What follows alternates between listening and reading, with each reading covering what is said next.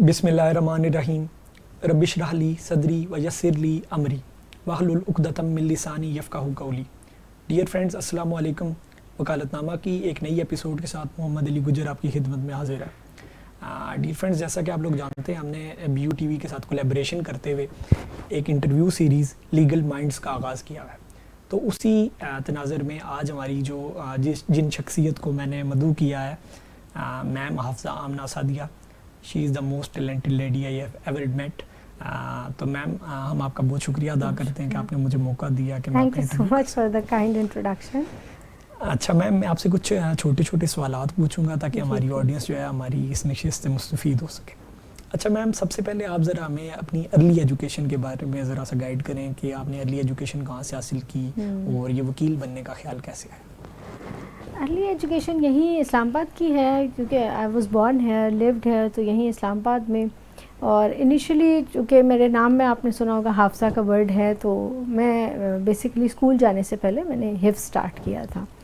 और हिफ्ज़ स्टार्ट ही किया था अभी, लाइक मैंने कोई 4-5 सिपारे किए थे। तो मैं as a very sharp child I use to roam about along with my father, हर जगह उनके साथ जाती होती थी। तो my father is an excellent orator, excellent writer, so he used to write articles and speeches for so many organizations and for his own journal.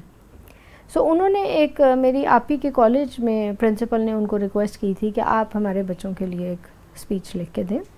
और वो स्पीच जो है वो उन्होंने लिखी और बच्चों ने याद की हुई थी। मैं I went with my father just to supervise कि क्या उन्होंने किया, देखें बच्चों ने क्या प्रिपरेशन किया। और मैं अभी हिफ्ज़ कर रही थी and I was hardly like 4.5, शायद 5.5, नॉट मोर देन दैट। तो वो बच्चा जब स्पीच कर रहा था तो आई स्टार्टेड लाफिंग कि इसको तो बोलना ही नहीं आता।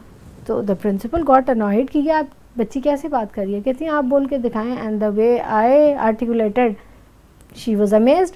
And then she requested my father कि नहीं, आप इस बच्ची को बेशक कुछ दिनों के लिए मुझे दे दें, हम ये स्पीच कॉम्पिटिशन करवा लेंगे, उसके बाद बेशक आप बच्ची वापस हिफ्ज़ पे ले जाइए, बस हमें ये कॉम्पिटिशन विन करना है। It was the national debate competition और at the age of 5.5, yes you can say roughly, कि वो मेरा enrollment हो गया ऐसे ही स्कूल में और डायरेक्टली क्लास 3 में हुआ। 1-2 कुछ नहीं मैंने पढ़ा था, डायरेक्टली 3 में मुझे उन्होंने एडमिट किया और उसके बाद उन्होंने मुझे वो स्पीच कंपटीशन में एंटर कर दिया। I won the zonal level, फिर inter zonal level, then I won the national level. तो मेरी स्कूल में एंट्री हो गई और फिर उसके बाद वो मुझे छोड़ नहीं रहे थे कि हम अब स्कूल से जाने नहीं देंगे। तो हिफ्ज़ थोड़ा सा पीछे रह गया, लेकिन I kept on doing it. So I started from IMCG F62 Islamabad में, वहाँ से मेरी स्कूलिंग स्टार्ट हुई। And then I started my other जो मेट्रिकुलेशन है वो I did from Bahria college E8, ये जो नेवल कॉम्प्लेक्स में ही है। और फिर यहाँ से भी I kept on winning prizes, like co curricular and extra curricular activities मेरी बहुत ज़्यादा थी।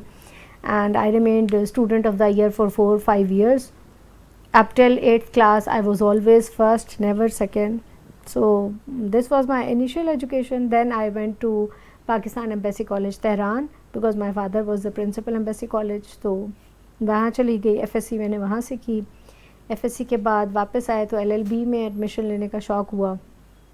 So FSC के बाद बेसिकली मैंने हिफ्ज़ किया है, अपनी मदर से किया और सर्टिफिकेट फिर मैंने एक एकेडमी में सुना के हिफ्ज़ वो किया था। तो FSC के बाद बेसिकली मैंने थोड़ा गैप लिया और मैंने हिफ्ज़ किया तकरीबन 1 ईयर, ऑलमोस्ट 8 मंथ्स में।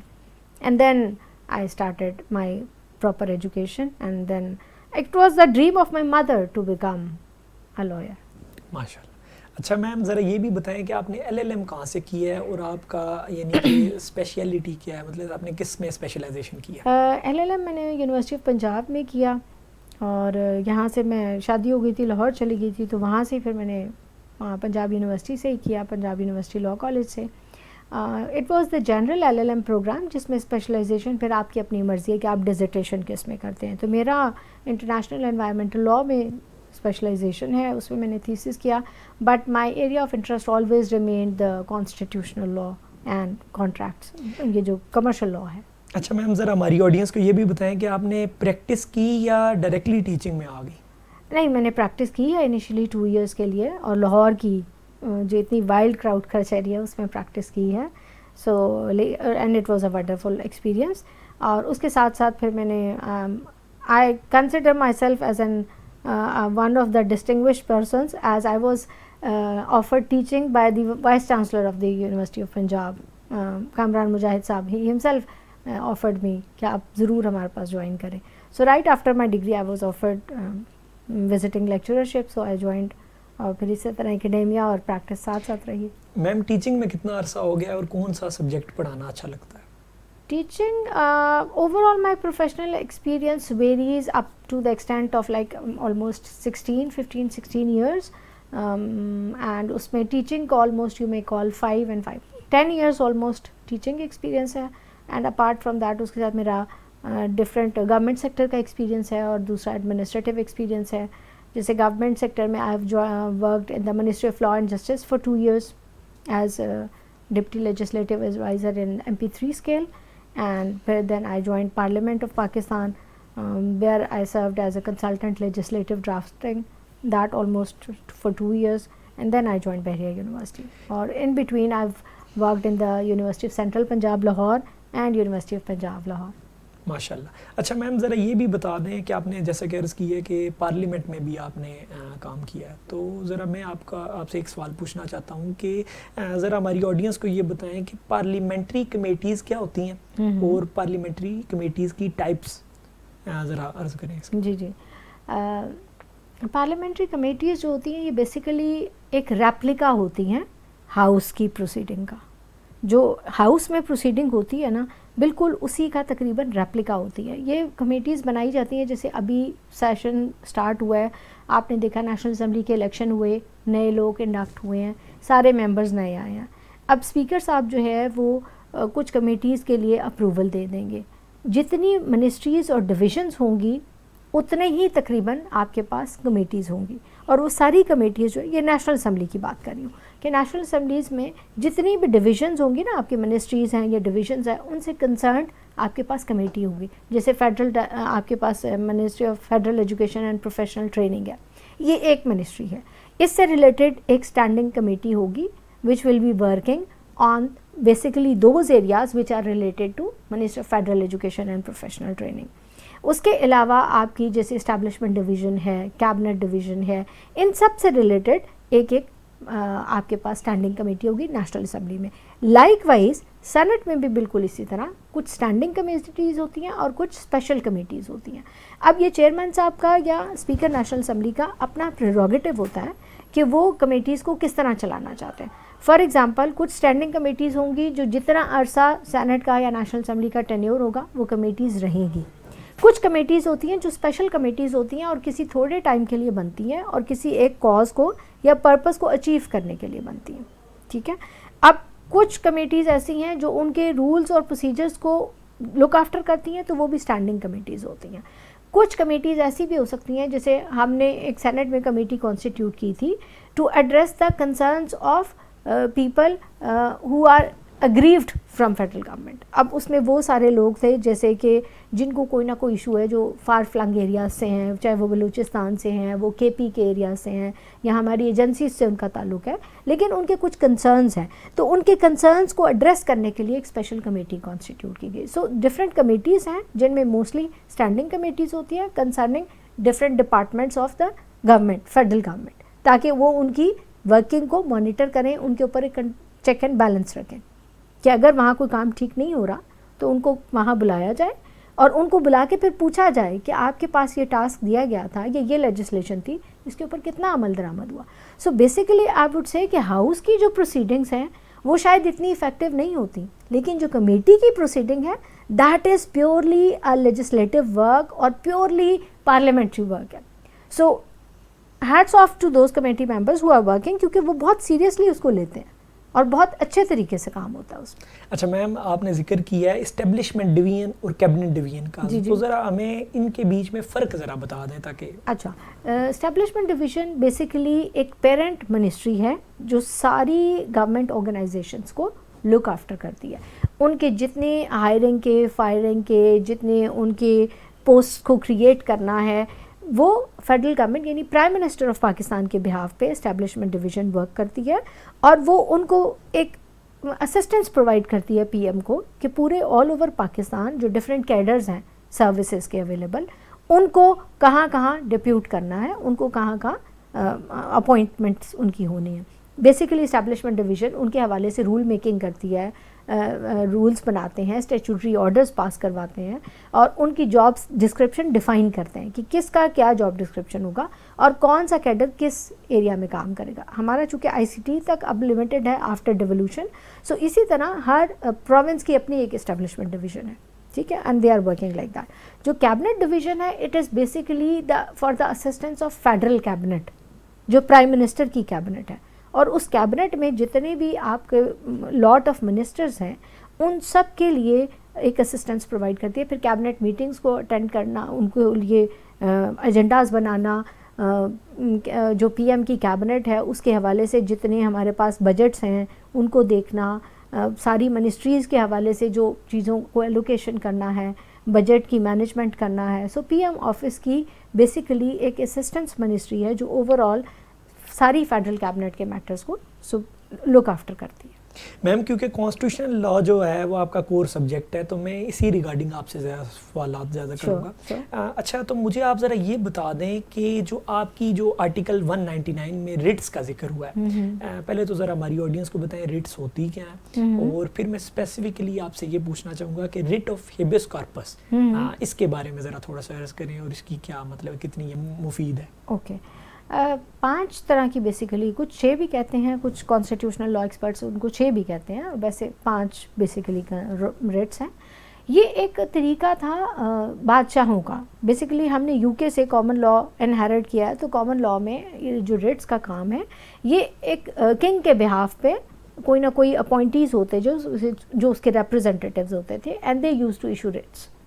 बेसिकली इनको रॉयल रेट्स कहा जाता था, and they were issued on the working of the different departments के, उनकी वर्किंग कैसे चल रही है। इसमें एक मैंडमस है, को वारंटो है, आप सर्चरी है, फिर मैंडम प्रोहिबिशन है, एंड हेबियस कॉर्पस है। सो ये सारी रेट्स जो हैं ये डिफरेंट टाइम्स के लिए इशू होती थी। लाइक फॉर एग्जांपल एक इदारा जो है वो अपना काम ठीक नहीं कर रहा, तो उससे पूछा जाता था किंग के बिहाफ पे कि आप अपना काम क्यों नहीं इशू ठीक कर रहे हैं, तो मैंडमस इशू कर दी जाती थी। अगर किसी ने अपनी अथॉरिटी का मिसयूज़ किया गया है तो उससे को वारंटो पूछा जाता था कि अगर under what capacity you are doing your action, ठीक है। इसी तरह जो आपकी सर्चरी है, that was another writ which was issued basically जैसे हायर फोरम से लोअर फोरम के लिए, कि आपसे पूछा जाए कि आपने ये काम किस कैपेसिटी में किया और आपका लॉफुल डिस्क्रेशन थी आपके पास ये काम करने की कि नहीं, ठीक है। सो इसी तरह जो हेबियस कॉर्पस आप आइडेंटिफाई कर रहे हैं, तो habeas corpus basically to produce the body. हमने ग्रीक्स और लैटिन इनहेरिट की नहीं है, तो हम वही टर्म्स अभी तक यूज़ कर रहे हैं। बेसिकली इस टर्म का मतलब है कि आप बॉडी को प्रोड्यूस करें। फॉर एग्जांपल किसी को अनलॉफुली किसी लॉ इन्फोर्समेंट एजेंसी ने या किसी प्राइवेट इंडिविजुअल ने विदाउट लॉफुल अथॉरिटी उठा लिया है, मीन्स अगवा कर लिया है, या विदाउट जुरिस्डिक्शन उनको कहीं गायब कर दिया।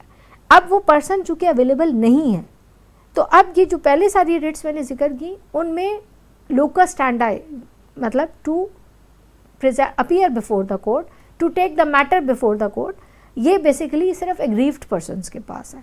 लेकिन ये जो हेबियस कॉर्पस है, इसमें इस रेट में फैमिली मेम्बर्स या नियर एंड डियर वंस या कोई भी ऐसा बंदा जिसकी नॉलेज में ये बात है कि वो बंदा मिसिंग है और वो अवेलेबल नहीं है, या उसको ये अप्रीहेंशन है कि विदाउट एनी लॉफुल अथॉरिटी उसको टेकअप कर लिया गया है बाय एनी एजेंसी या बाय एनी इंडिविजुअल, तो उसको प्रोड्यूस किया जाए, क्योंकि उसको ये अप्रीहेंशन है कि शायद उसको किसी ने उठा लिया। सो ये हेबियस कॉर्पस जो है वो बेसिकली लोगों को सामने लाने के लिए कि अगर उनकी अनलॉफुल डिटेंशन है। अच्छा मैम, ज़रा ये बताएं कि ये सो मोटो एक्शन हम आए दिन न्यूज़ में सुनते हैं कि सो मोटो एक्शन ले लिया सुप्रीम कोर्ट ने, चीफ जस्टिस ने सो मोटो एक्शन ले लिया, तो ज़रा सो मोटो एक्शन के हवाले से बताएं, और क्या ये भी बताएं कि क्या हाई कोर्ट्स जो हैं क्या उनके पास भी सो मोटो एक्शन लेने का इख्तियार मौजूद है? अच्छा, good question. Suo motu action basically again public grievances को एड्रेस करने के लिए एक रेमेडी प्रोवाइड की गई कॉन्स्टिट्यूशन में, और ये अभी तक as far as my poor knowledge is concern high courts नहीं टेकअप कर सकती। ये एक इख्तियार था जो सिर्फ सवाबदीद थी चीफ जस्टिस ऑफ पाकिस्तान की।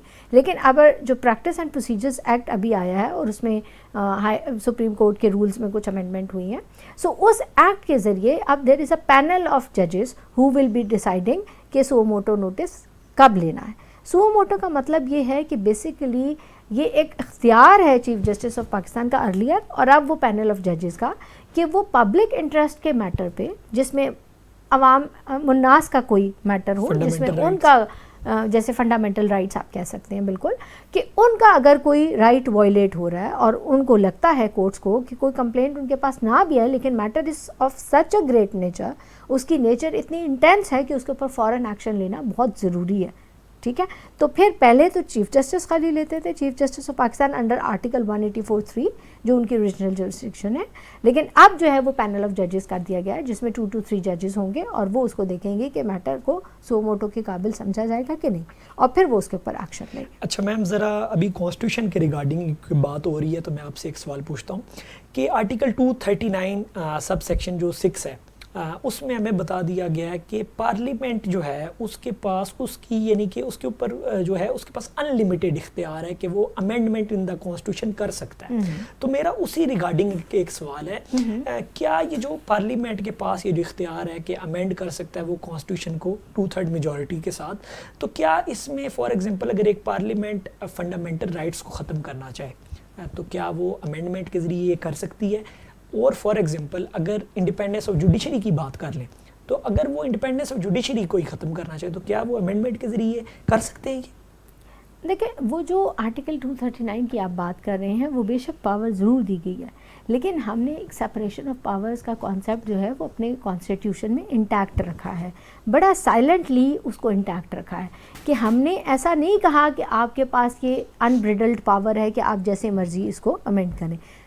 ऑल्दो पार्लियामान के पास पावर है लेकिन उस अमेंडमेंट को इंटरप्रेट करने का इख्तियार जुडिशरी के पास है। So judiciary is there to oversight, to administer whatever the amendment has been done by the parliament. और एक बेसिक स्ट्रक्चर थ्योरी साइलेंटली हमारे कॉन्स्टिट्यूशन के डॉक्यूमेंट में एग्जिस्ट करती है।